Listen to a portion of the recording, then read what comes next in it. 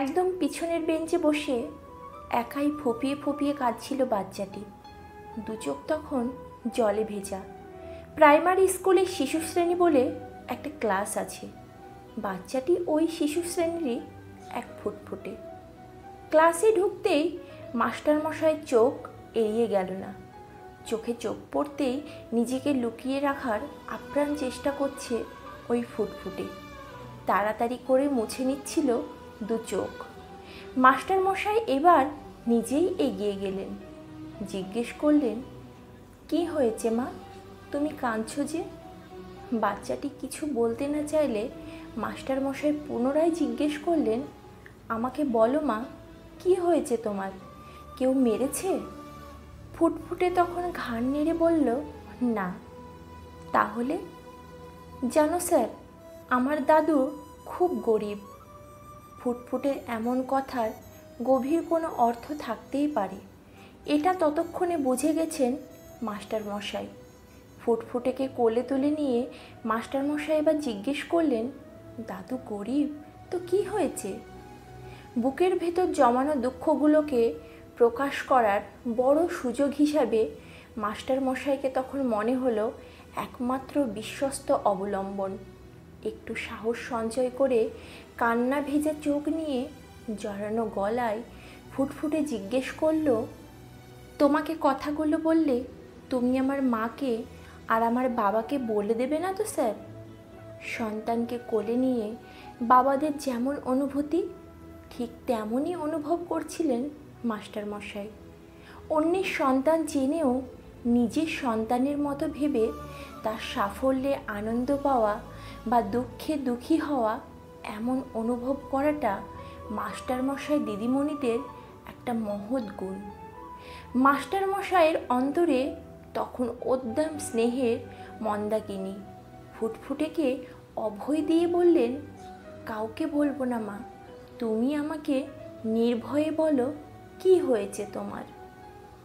জানো স্যার, আমার দাদুকে ভালোবাসার কেউ নেই। কেন এ কথা বললে মা?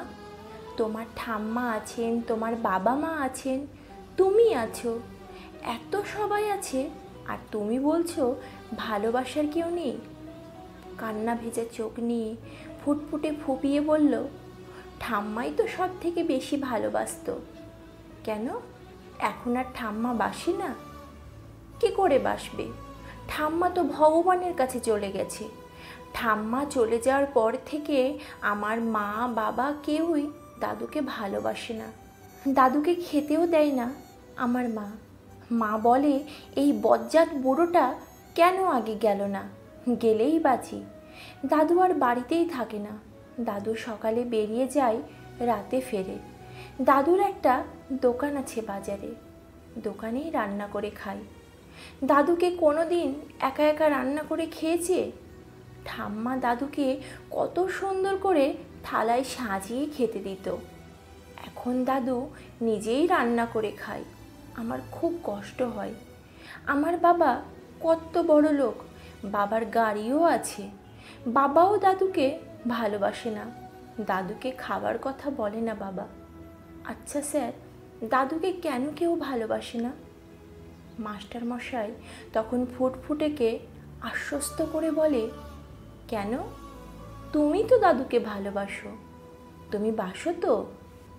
অনেক ভালোবাসি। দাদু যখন দোকান থেকে রাতে ঘরে আসে, আমি শুনতে পাই দাদুর ঘরে টিভি চলছে। মাকে লুকিয়ে আমি তখন দাদুর ঘরে গিয়ে দাদুকে আদর করে আসি। কালকেও গিয়েছিলাম দাদুর ঘরে। মা দেখতে পেয়ে খুব মেরেছে আমাকে, বলেছে দাদুর ঘরে আর কোনো দিন যাবি না। এখন দাদুর কথা খুব মনে পড়ছিল, তাই আমি কাঁদছিলাম। ফুটফুটের এমন কথা শুনে মাস্টারমশাই তখন নিশ্চুপ। সন্তানকে কত কষ্ট করে মানুষ করে, অথচ সেই সন্তান বড় হয়ে বাবা মাকে আলাদা করে দেয় তাদের থেকে।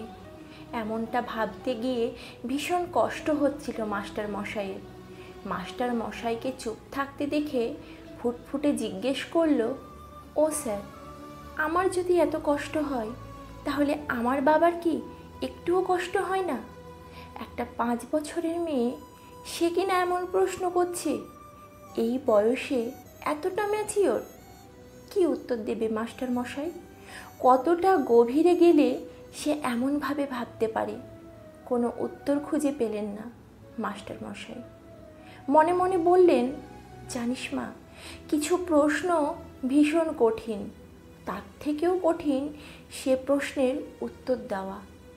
কি উত্তর দিই বলতো মা? মুখে ফুটে আর কিছুই যেন বলতে পারলেন না। মাস্টার মশাই নীরবতা দেখে ফুটফুটে তখন ভয়ে ভয়ে জিজ্ঞেস করল, এই কথাগুলো তুমি আমার বাবা মাকে বলে দেবে না তো? মাস্টার মশাইয়ের চোখ দুটো ছলছল করে উঠল।